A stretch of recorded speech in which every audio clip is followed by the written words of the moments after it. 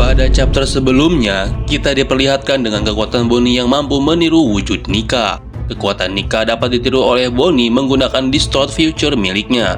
Banyak dari fans yang menganggap bahwa ini adalah blunder dari Oda Sensei terkait kekuatan Luffy yang sudah tidak spesial lagi, dikarenakan ada kekuatan yang mampu mengcopy Nika. Lalu di akhir chapter 1118 diperlihatkan robot kuno yang kembali aktif setelah ditenggelamkan oleh Gorosei Mercury. Aktifnya robot kuno tersebut ditandai dengan bangkitnya Joy Boy. Semua hal tentang kebingungan pada chapter sebelumnya akhirnya terjawab di chapter 1119 ini. Dan di video kali ini, Minsai akan mereview One Piece chapter 1119. So, langsung aja kita mulai ke pembahasannya.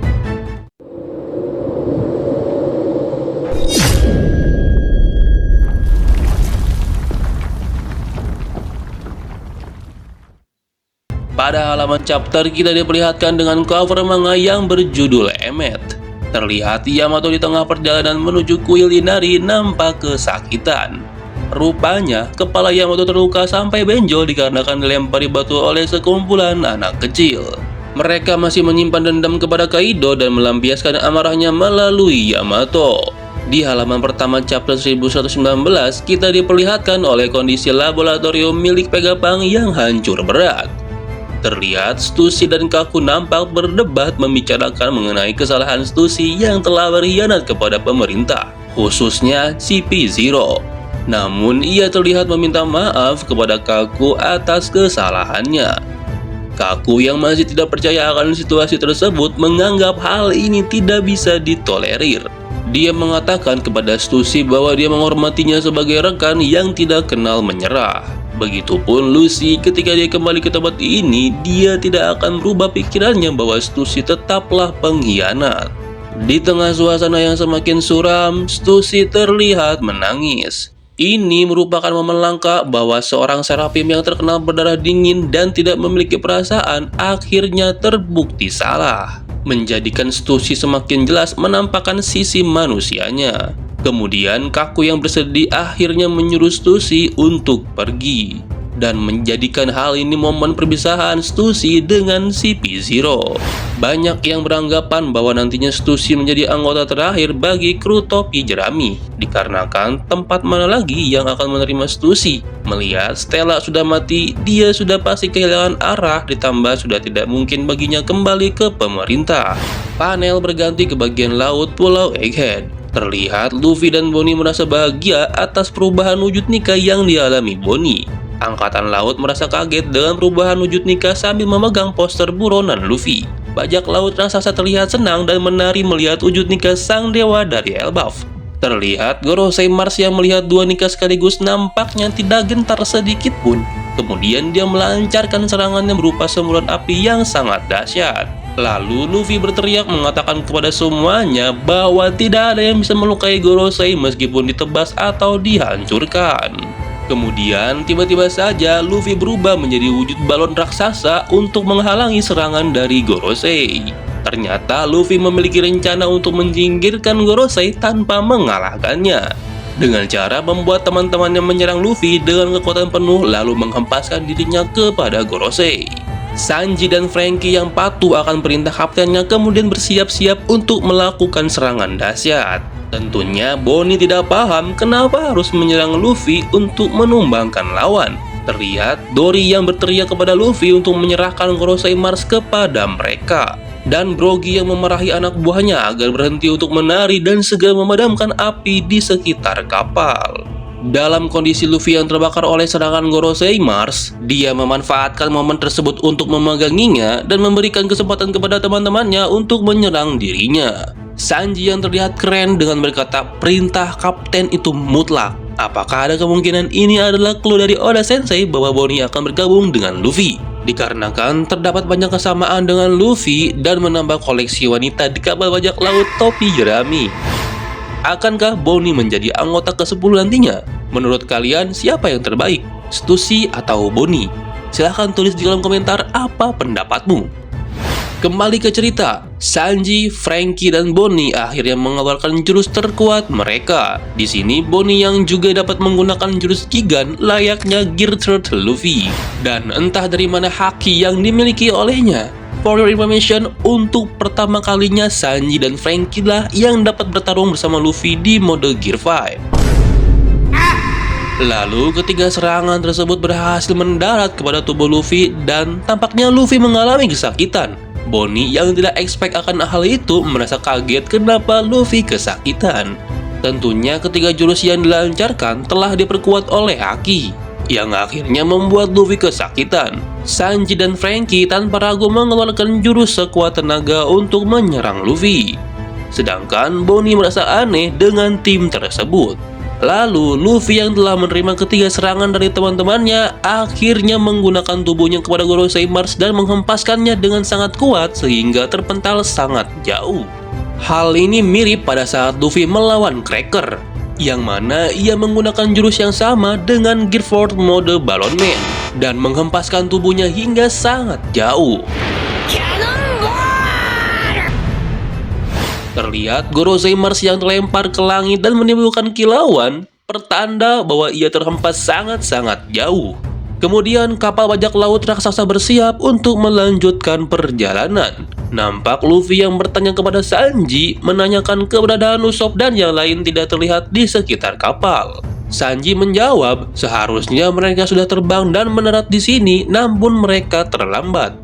Kemudian Atlas mencoba untuk memeriksa keberadaan Lilith di kapal topi jerami. Tiba-tiba saja ada suara yang mengatakan bahwa mereka sedang diawasi oleh York. Minsai tidak tahu sumber suara ini berasal dari mana.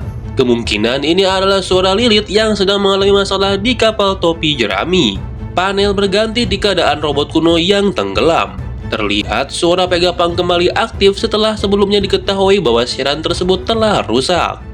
Ternyata memori siput yang berada di dalam tubuh robot kuno tidak terendam oleh air laut, hanya sinyal dari siarannya saja yang melemah.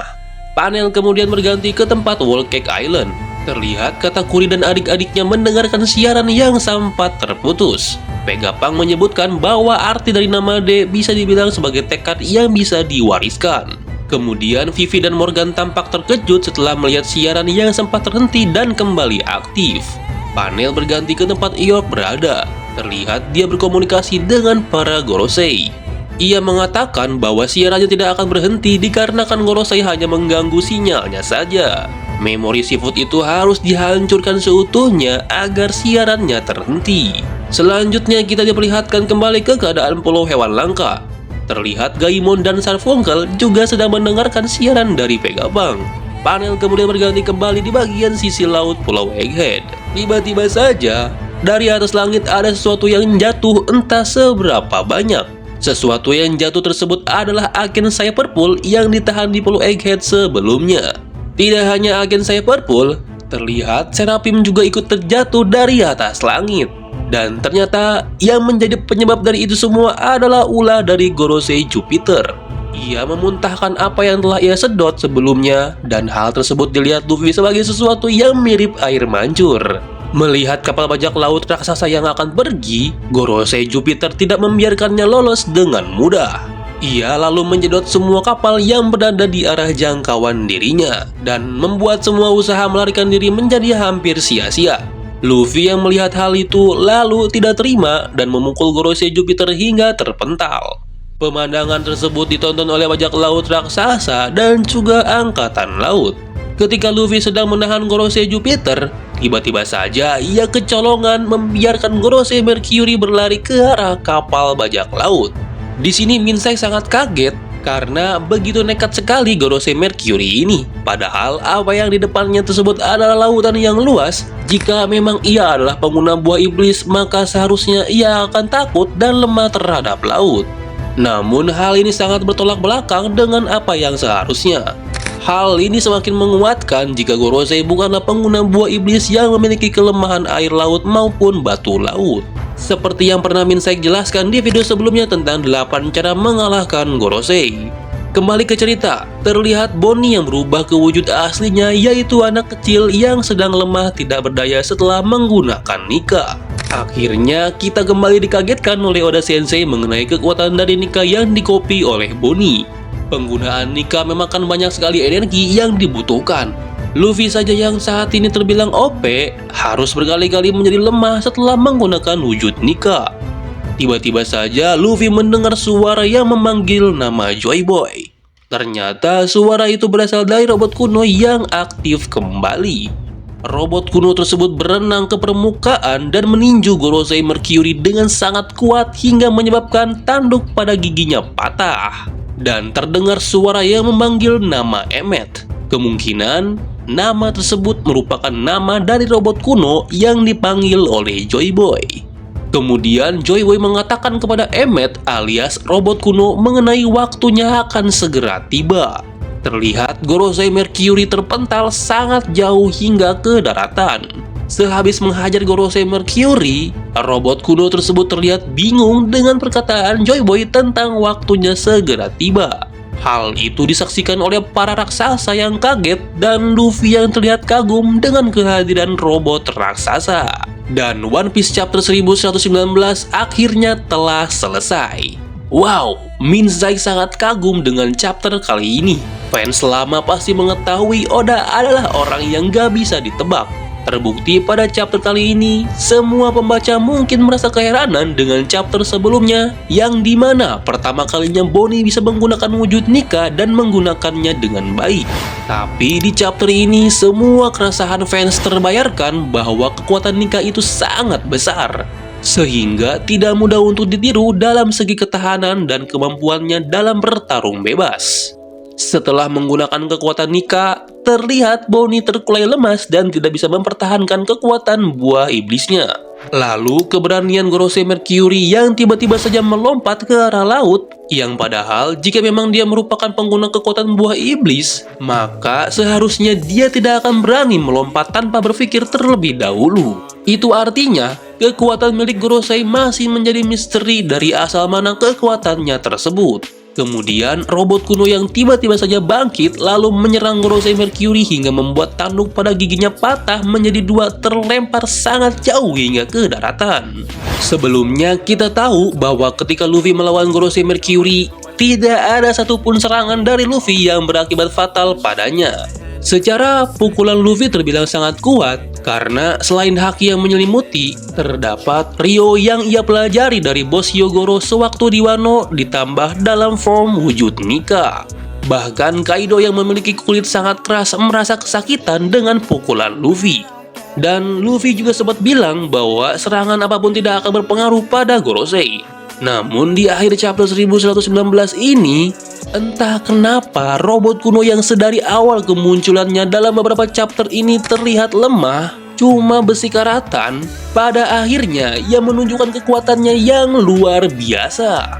Ia mampu melukai Gorosei Mercury hingga tanduk pada giginya patah, yang padahal Luffy saja tidak bisa melukainya sama sekali. Itu artinya robot kuno ini memiliki kekuatan yang sangat dahsyat. Sebenarnya robot ini terbuat dari apa dan siapa yang menciptakannya?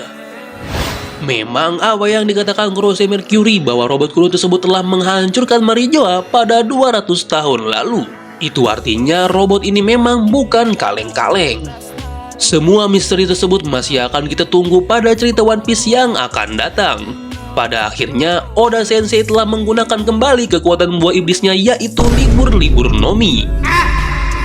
Dan itulah review lengkap One Piece Chapter 1119. Kalau kalian punya teori atau pendapat lain mengenai Chapter 1119 ini, silakan tulis di kolom komentar. Pastinya Minsaik selalu membuka ruang agar kita semua bebas untuk berpendapat. Jika ada salah pengucapan nama tokoh maupun kata narasi yang keliru, Minsaik mohon maaf. Sampai jumpa di video selanjutnya, dan bye-bye.